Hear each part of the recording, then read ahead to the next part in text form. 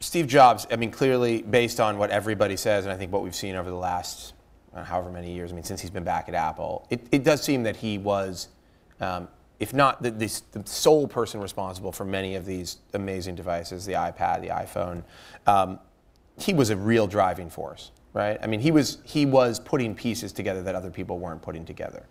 Do you agree or disagree with that? Yeah, definitely. I think he saw the world differently, and I don't think any of us, can really understand that, especially, where he saw technology going. And he was right about a lot of things. He really was. I mean, and sometimes it's arrogant, and obviously, he had this binary view of everything was either, can we swear? Sure. All right. Everything was either shit or the best thing ever.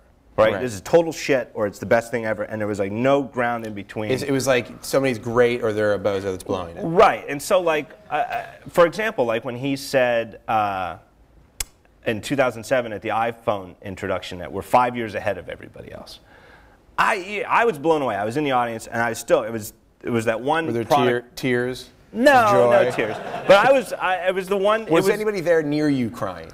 No. But people were having fits. Right. I mean, no. It's a really good intro. Yeah. If anybody here has not seen Steve Jobs introducing the first iPhone, it is kind of amazing. Yeah. If you want to see how to introduce a product, this is like it may never get better than that moment. It's the one product introduction that Apple did that actually was the one that everybody wants them to do every time, right? Where they blow your mind away, right?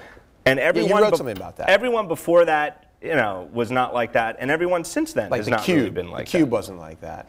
No, or even the iPad, which is arguably just as important to Apple going forward as the iPhone. But I thought the iPad launch was actually kind of weird, and somber. Yeah. And there was a period where Jobs was, I don't know if you guys remember, but in the first iPad launch, he sat down and he was just browsing. Right. And there was like a long period where he's like, now I'm going to go check out the New York Times. It was low key. Now I'm going to look at Flickr. Right. Just tap and go. It's just like that, like him just talking about what he was doing, and he was just browsing. Yeah, it was low key. It went on for like 10 minutes. And the reaction afterwards was there was an awful lot of, that's it. It's just a big iPod Touch. Yeah. Right.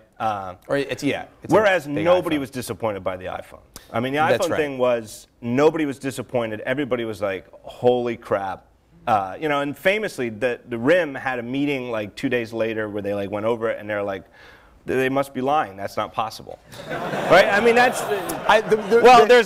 somebody who worked at RIM claims that they had. But the reactions from the industry, from other people in the industry around that launch, were hilarious, right? Palm was like, I think Ed Colligan was like, "You're not just going to come in here and make a phone. We've been working on this for a year." Everybody was like, "Come on." PC guys aren't just going to come right in. Everybody's attitude in the industry who was making phones acted like, we're not worried about this at all. Right. And then in a couple of years, everybody was like, we are now going out of business thanks to the iPhone. Right.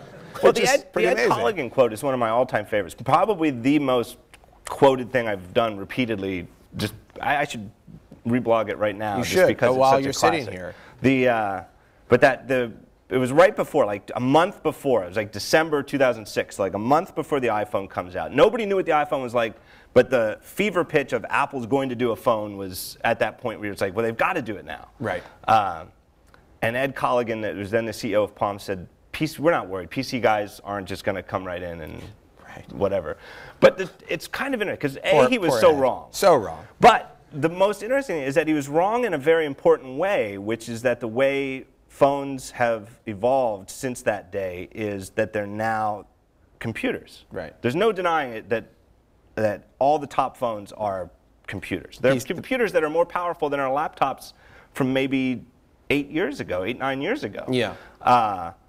And so you've got to be a PC guy. It's like it could not have been. It was wrong not just that Apple was going to do well, but wrong about what it was going to mean to make a phone. That they were always going to be these siloed devices that were meant to do one thing and not to do all this other stuff.